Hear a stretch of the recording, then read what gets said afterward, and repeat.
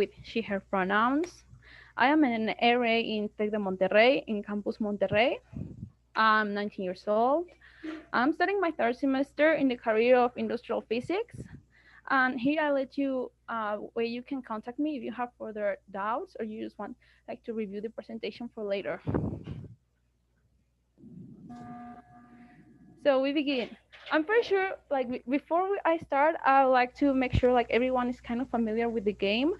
So if not, I'm going to give you like a brief explanation. Among Us is this game that even though it did not came this year, it's from the last year.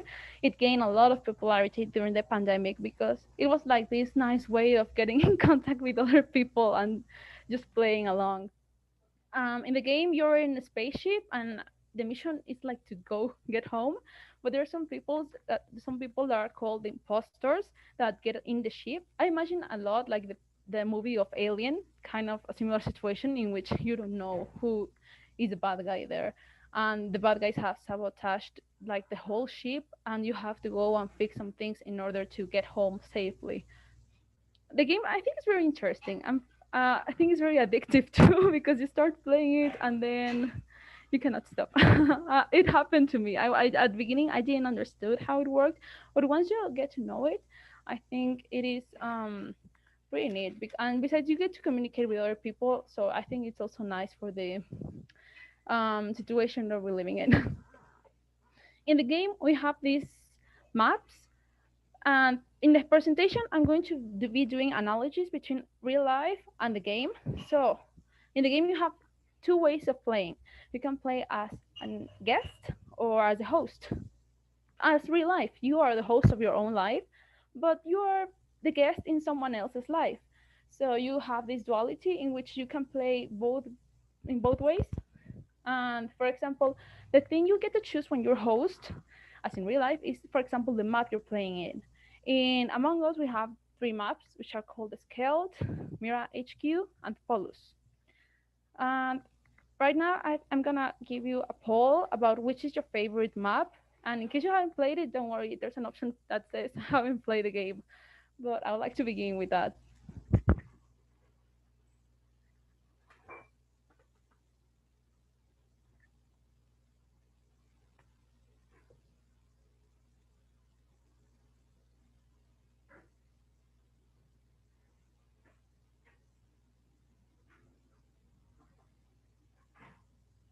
So we're gonna give it a few time, a little moment for everyone to answer and to see the results.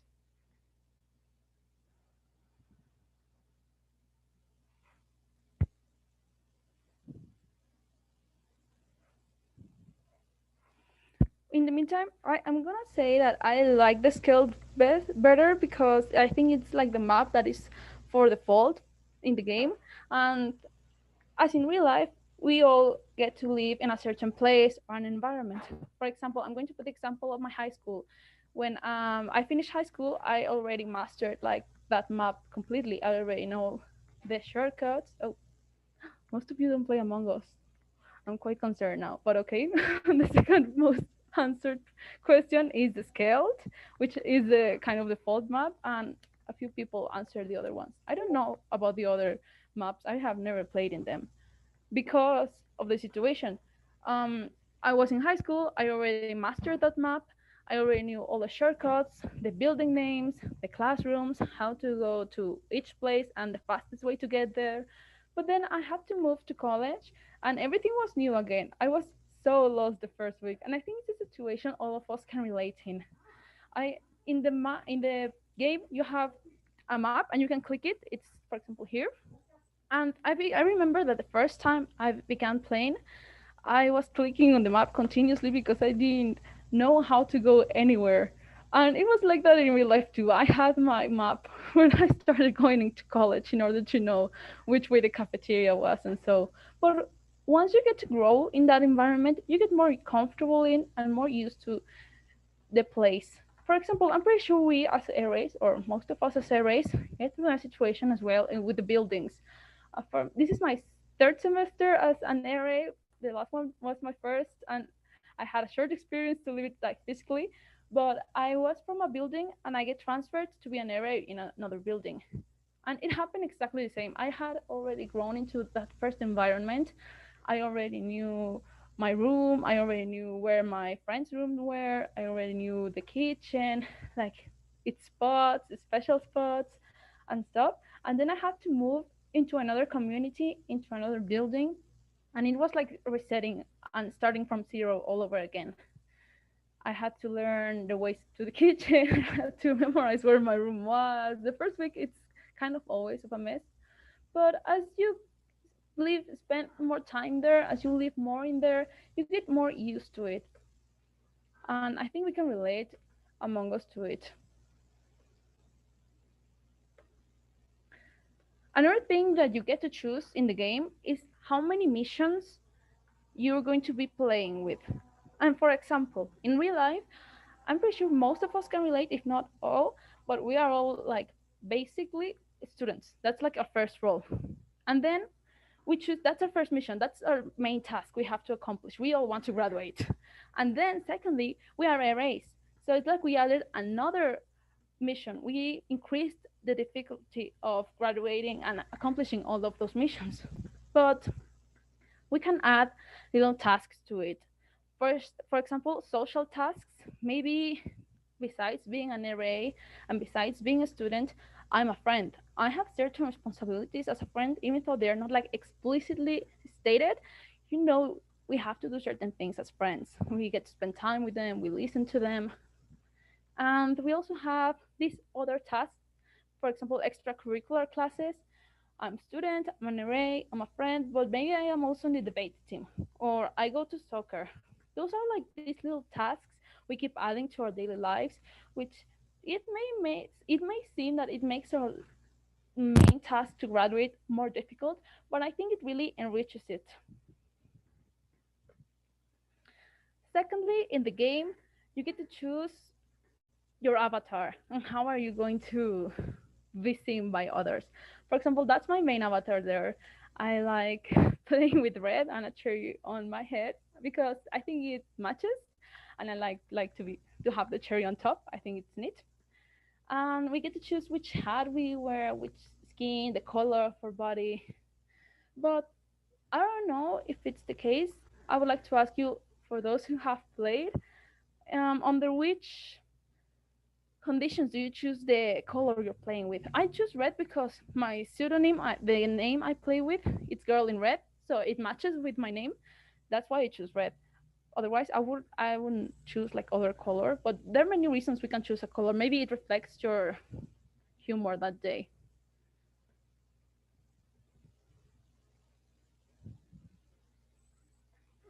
And I get sometimes that we're playing and we have already like this favorite color in mind, but we get into someone else's game as a guest, and the color is already taken, so you get assigned other. My second color to go is, for example, blue or green. But I think that if I were to play with white, I wouldn't like it as much. But it really doesn't matter when you think about it. In the game, it doesn't matter whether you're white, you're cyan, you're pink, you're orange, to how many missions you're going to accomplish or whether or not you're going to win the game. So it is important to know that even though you may feel unlucky because you did not get your color, or you feel like a little bit beaten down because it doesn't match with your name anymore or something, look, maybe it's because it's your favorite color, and that says a lot. Like I'm more comfortable with things that are my favorite color. It like gives me more peace. But I know that if I don't get to be red, it's not going to be the end of the world. I can still work with it. We have to have that adaptation and that resilience to situations as well in real life, where maybe you did not get exactly what you wanted, but you get another thing, and we can learn to work with it. It's not an impediment. However, there's also this thing in which real life, well, there's color prejudice in Among Us. I don't know if you've heard, but I've heard around that people are always like, red and cyan are always sus. I don't know why, by default. Like, I haven't even begun playing, and they're already saying red is sus. And I'm like, I'm new. Like, how can you say I'm suspect when I haven't even started playing? And it's a thing that happens in real life, disgracefully. We get judged beforehand because of the way we look or the way we are or certain characteristics.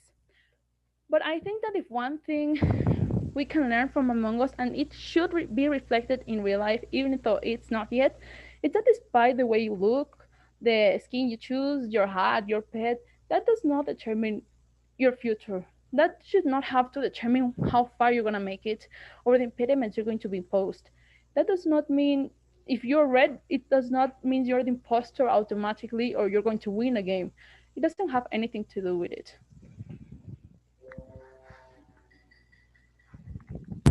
Now let's talk about the crewmates. In Among Us, the crewmates are, well, the people you are doing tasks with that are like the good guys. Let's say it like that. And they're like, for example, I like to play more as a crewmate than as an imposter. And I'm going to tell you why later, but first I would like you to answer this last poll about whether you like playing more as an imposter or a crewmate. Most people like to be the imposter more. I don't. I don't know why.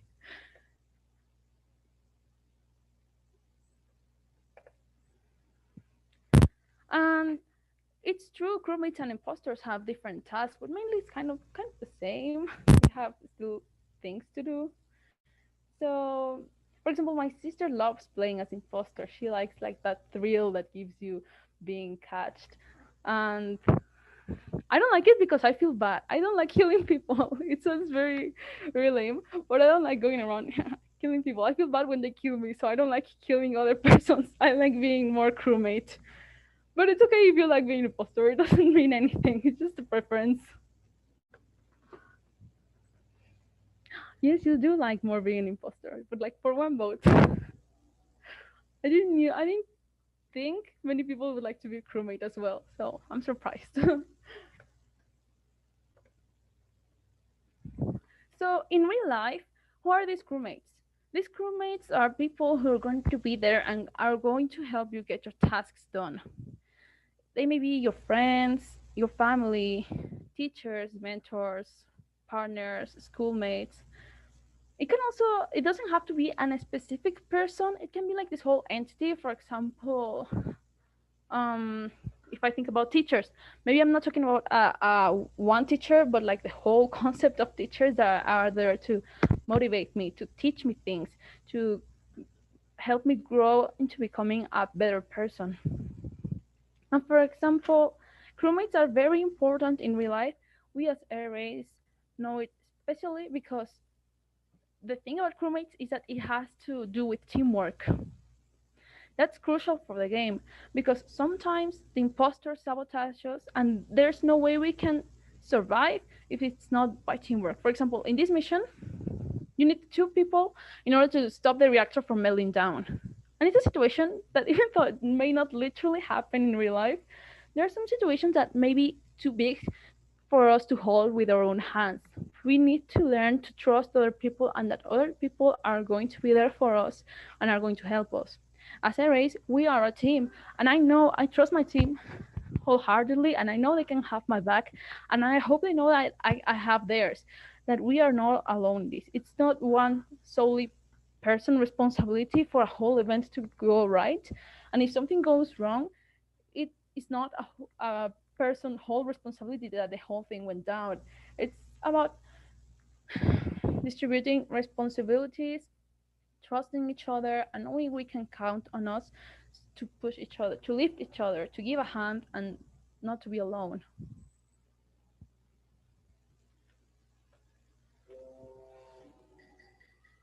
Now we go with the imposters. Imposters are in real life, I'm going to be dividing them into these three categories, which are going to be other people. And when I talk about imposters, I am not saying that they're necessarily evil or bad. Maybe they're just people whose goal, whose main mission did not like crash against yours.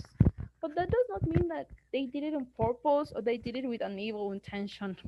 In the game, yeah, the imposters kill you, but it's their mission. It's not like they decided to be bad. It's something that was assigned to them to do. And if they want to win, because all of us want to win, they have to go through it. it does not necessarily mean they're a bad person. You just don't have a common goal with them, and that may crash against yours and may bring you down a little bit.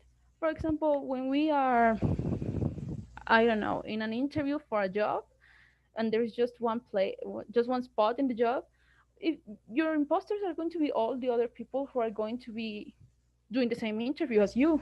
That does not mean they're bad or they are evil. That just means they want the same job as you.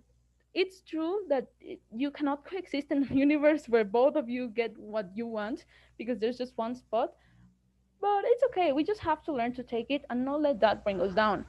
As erase, we can translate that also as people, as I said, not like a specific person, but like a whole concept. For example, if you're doing an event and you need certain permission for it to be carried on, maybe you asked for the permission in time and everything went kind of smoothly, but in the day, the form or the permission was messy or it was invalidated for some reason. Or maybe the person who was supposed to give you permission forgot about it. A situation came in their life and they couldn't go through it.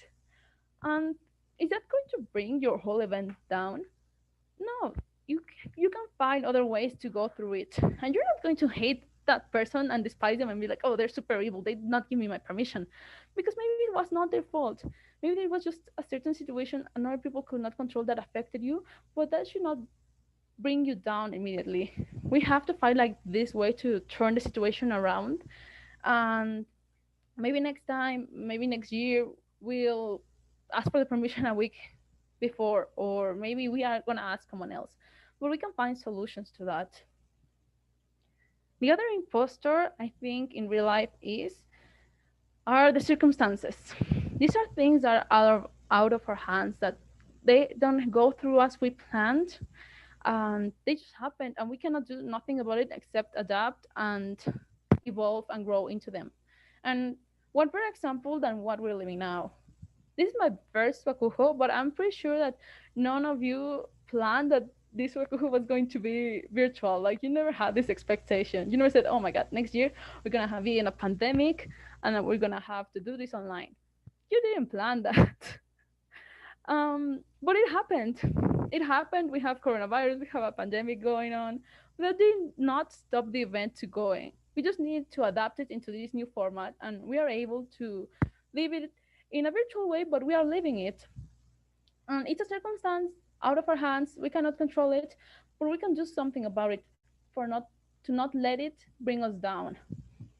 And the last imposter, and I think this is the most difficult one to battle through it, is gonna be yourself. Because it happens to me a lot, but maybe I have the correct conditions for something to go right in my life.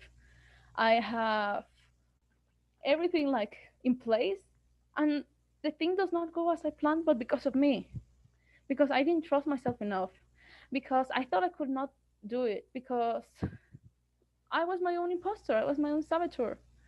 I think this is the one who's most important to battle against, because we can win against this one. The other ones, we have to learn to deal with them and to turn our way around, because they're almost unpredictable and unavoidable. But yourself, you cannot be your own enemy all the time. You cannot let you keep you from getting what you want. It's very contradictory, but I know it happens. So we have to learn to recognize when a situation is going down, which of these three imposters are the one who is bringing us down, and to eject them. Say, okay, no, this is not going to bring me down today. I am not going to be my own saboteur. I can turn the way around it. If I'm thinking I can't, why? We have to question that imposter. Why can I not do it? Why do I think I'm not good enough? I am. I can do it. You have to trust in yourself. And maybe if you can't, that's why you have also your crewmates to point that things for you. You have your teamwork, and maybe if you're feeling very down or you feel like you cannot go through it, you have your friends to cheer you up and to give you the spirit you may be missing in that moment. Now, this is the part when an imposter kills a crewmate. And you find it and you report it. In In real life, I'm going to translate this into for when you see that someone else is really beaten down by something. Because in the game, you just go around and you find the body, but you don't know who killed it. You, unless you have seen it, of course, but you don't really know what happened. So it may be the same in real life. Like maybe you find someone crying or someone really blue, and you don't really know what's going on. You don't really know which was the imposter who brought them down. Was it a circumstance? Was it themselves? Was it um, other people? You just found them. But now, what shall we do when we find these situations? Are you responsible to fix this whole situation? Can you take on yourself all the bodies you encounter in the game? For example, when you do it in the game, when you report every single body you found, you start getting people start getting suspicious about you. But in real life, despite people are not being suspicious about you, you're going to get tired. I know that we as a race feel like the responsibility for I don't know how many people you are in charge of, but you may feel responsible for your hosts, for your residents, and maybe you have 30, maybe you have 40, but we need to sometimes take a look back and realize, okay, these are my residents, but I cannot take all their problems into my hands. I cannot solve everything for them because it's just going to get you down eventually. You cannot carry like the whole weight of the world with your own two hands. So maybe you push the big red button and report it and ask for help. We need to learn to recognize these situations when they are above us and ask for professional help or guidance to help people. And even though you may feel like you didn't do anything, reporting a situation is actually acting. You are actually doing something for them. So, for example, if I know that a resident is getting sick or is sick, I'm not going to take it into my hands and be like, oh, yeah, take these pills. Because I am no doctor. I don't know what's going to happen with them if I give them certain pills. So, what I do is take them to a doctor or tell them you have to go to the doctor or getting medical aid. I can do that. I can be like that bridge between the help they need and them. Or, for example, this happens a lot too with psychological problems. I know that even though we always want to be there for our friends, maybe sometimes we do have to take a step back and realize this problem is bigger than me. It's bigger than what I can take, and probably it's bigger than what they can take too, because they already went because you're already helping them and you realize there's nothing more you can do. So maybe you redirect them with a professional. Maybe you call psychological help, and it's not bad. That does not mean like you're weak or you are not strong enough. It just means there's an imposters, and imposters are bringing you down. But this is the way we can actually fight them. This is the way we can turn the way around, getting specific professional help for when the situation is bigger than us. In the game, also, when you get killed, you get turned into a ghost. And it's funny because one might think that when you are killed in any other game, you automatically lose. But in Among Us, it doesn't work that way. You get killed, and you are a ghost, and you still have to carry on with your missions. Just now, you have certain advantage in which you don't have to stick to the physical rules of going through halls and doors because you're a ghost. You can go through the walls. And you also sometimes there's this limit of how much you can see the vision, and when you're a ghost you can see everything, like lights are always on for you. So it's important to recognize that sometimes even though an imposter may have gotten to you and you're down in a certain aspect of your life, that does not mean you automatically lose the game. Maybe as a student you failed an exam or you're doing very bad in one subject, and maybe an imposter got you there. Maybe it was yourself, maybe it was a circumstance, I don't know, but you did bad in a subject. Does that mean you're not going to achieve the end goal that is graduating? Of course not. It just means maybe it's a little step back in the whole plan, or maybe it's going to take you a little longer to actually achieve it. But it doesn't mean it's impossible. It doesn't mean that because you're a ghost, because you fail in one thing, it does not mean you're going to fail in everything else. Also, when you are a ghost, you still have certain commitment with your team. You still, all the missions you do, still repercute them in a positive way. You're still fixing the things that are wrong in the ship, and that's very important because we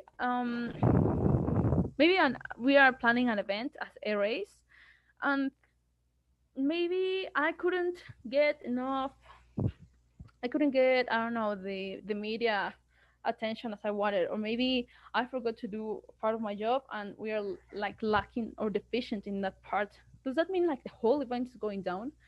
Of course not. It means maybe we failed at one thing of it, but we can still fix it. We can still get it done. Maybe someone else is going to help me with it. But we still have a team and we cannot let them down just because a part of ourselves went down. We can still work for the whole group thing to work out. Okay, so now I prepared this format in which I'm going to give you a situation and we're going to go into breakout rooms. The format is it's kind of an Among Us thing. Let me see if I can share it. Are you watching my screen yet? Like the format? Is it visible? Daniela, how many breakout rooms do you want? Um, 5. Is the format visible? Or are you still watching the presentation? No, I'm we have the presentation. yeah, we have the discus panel Okay, yet. okay. Then let me share it. So you said 5 breakout rooms? Yes, please. Okay, Okay. this is the format. I'm going to give you a situation I'm pretty sure we're all familiar with, whether we're residents, we're hosts, we're a race, which is going to be the move-in day. I know that day can be catastrophic because there are many things that can go down. Like you have parents yelling at you, you have to sign these things, you have the keys going on. There's a lot of things going on in that day. So that's a situation, and that would be like our whole mission. And then in the square that says tools, we're going to put which are the things that are may work in our favor. Like things, specifically things, not people. Like things or situation or things we can do to improve the whole mission. And then the map is going to be the place the mission is going to take place.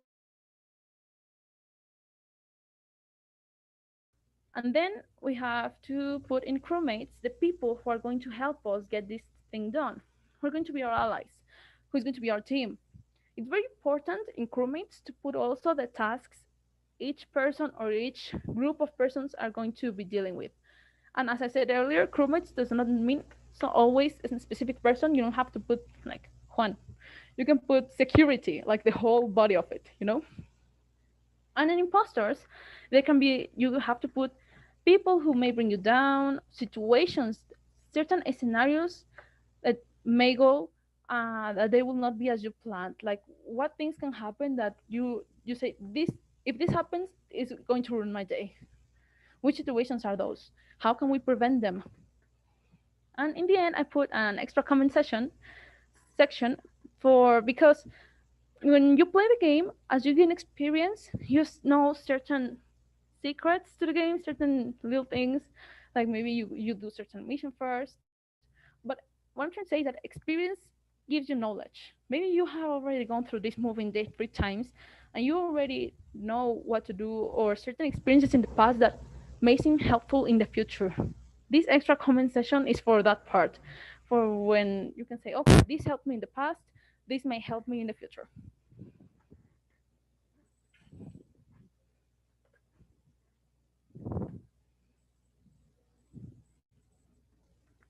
And I think that now we could go to the breakout rooms.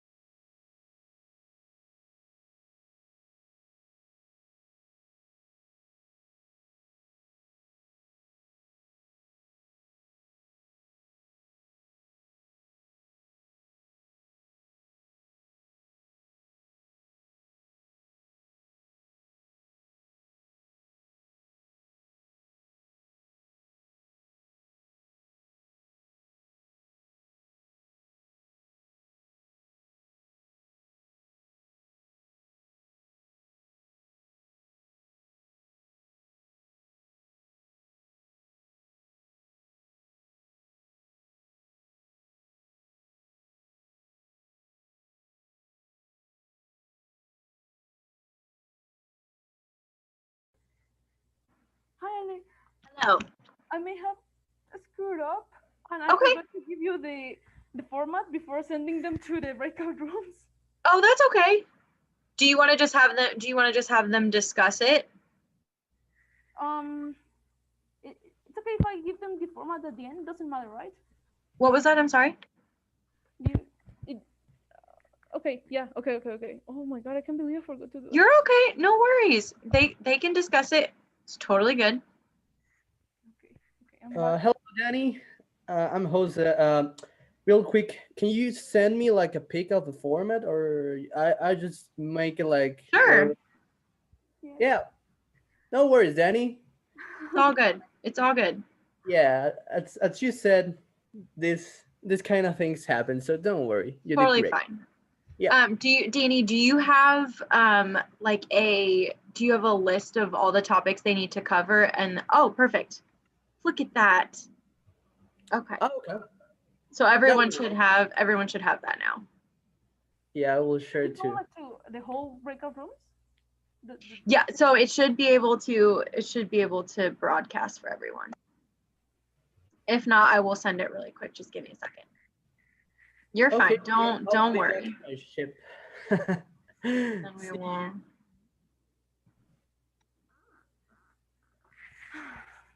Okay, but I'm less nervous. It's all good.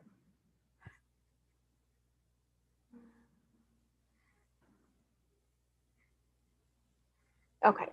Yeah, it should be in the room. You should be good. Okay, I think I'm going back to my breakout room. It's totally fine. Or I don't know, shall I stay with you? Do I go to my breakout room or no? If you want to, whatever you feel comfortable with. And then everyone should have that access to the file. Okay. Thanks. I'm going.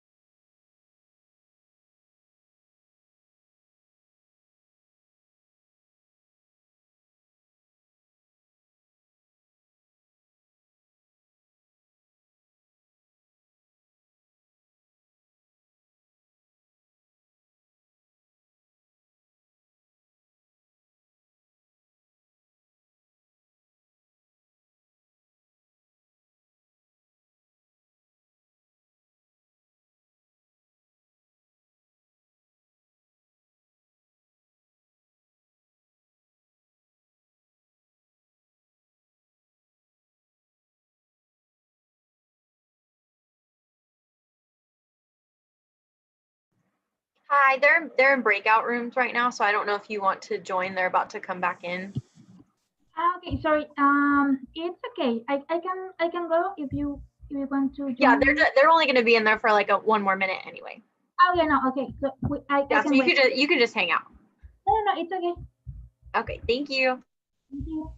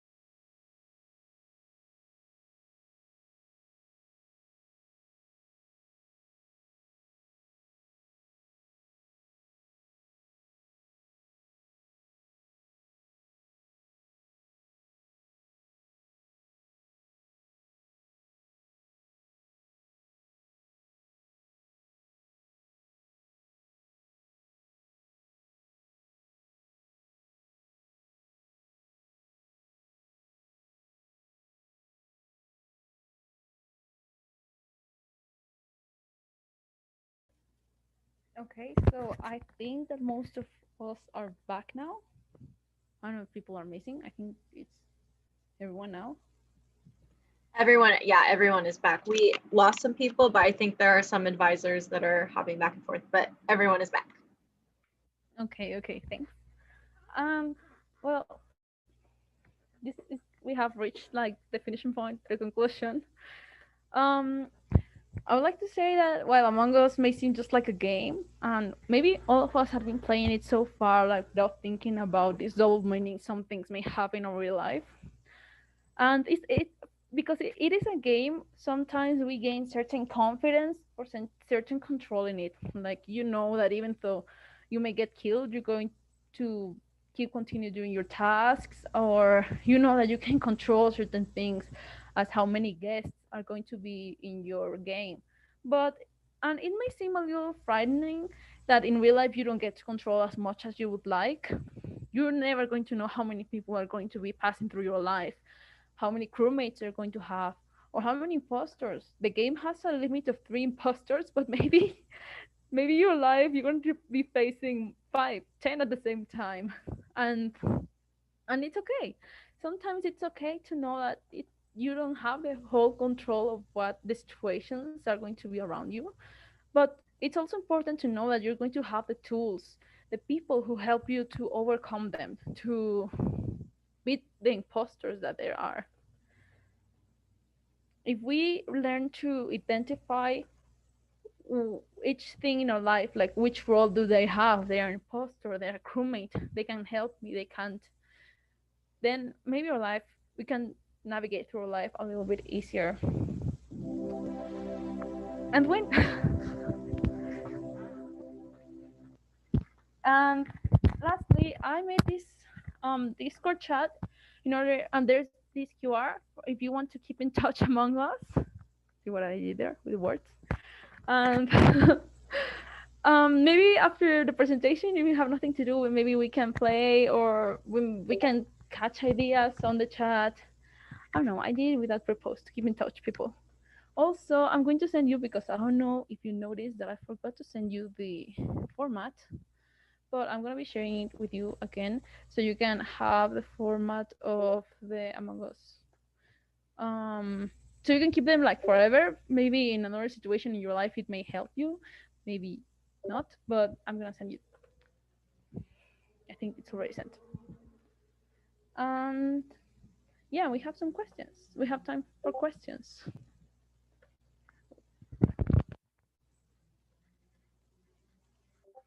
I would like to ask you, where are you from? Like, where are you speaking us from?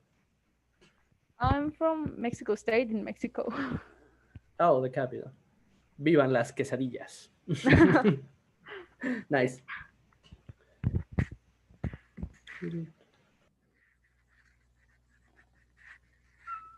Does anyone have any questions for Daniela?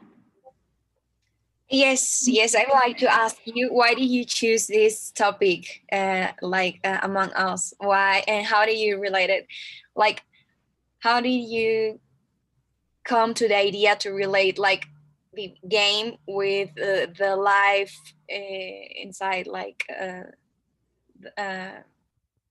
the RA and all this dynamic? Okay. If I'm completely honest, I don't know.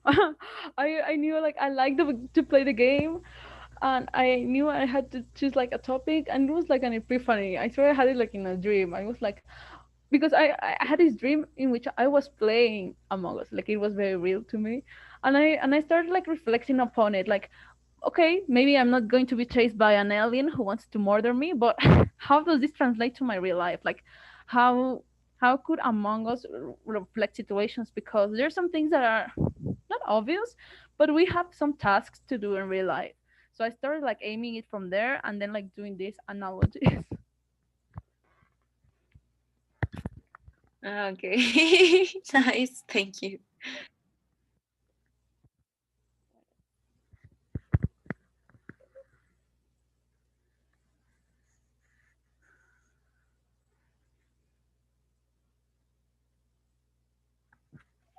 Do we need to raise our hand in order to speak, or can I speak?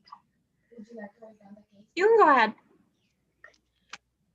I would like to thank you because of this workshop, because I think we can relate like ordinary things with things that happen to us in our life, and we can like transcend all the like the regular things we do, like get it into the real life and start thinking more in the things that we need to do, in what we are like doing in our life, the people we have in our lives with us, who can help us, who can't help us, because there are imposters. And I really like that you talk about the self-sabotage, because we can do that sometimes.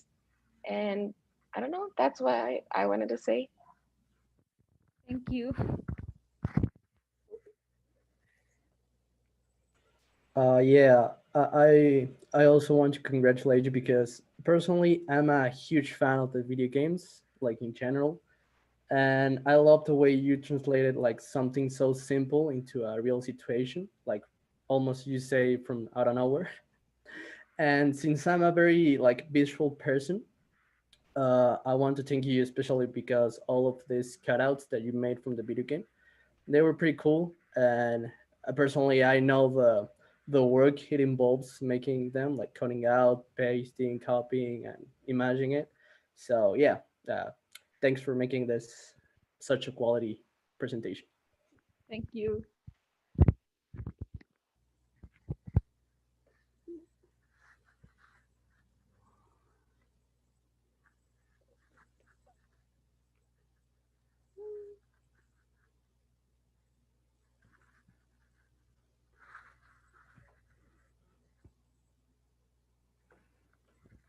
All right, if no one has any more questions, Daniela, if you want to put your email in the chat in case people want to ask you questions later on, that would be great.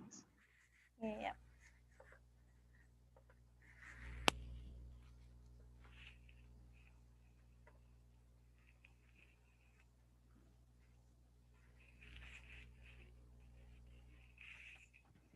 I'm going to send you like my institutional mail because let's be honest, it's the only one I check. That works. And then we'll also probably send out her email as well as the presentation. But other than that, I hope that you all have a great Friday and you enjoy your weekend. And thank you so much for coming. And thank you, Daniela, for presenting. We really appreciate it. Thank you a lot for the opportunity. And I thank you all for coming here on a Friday and listening to me talk about Among Us. All right, y'all. I'm going to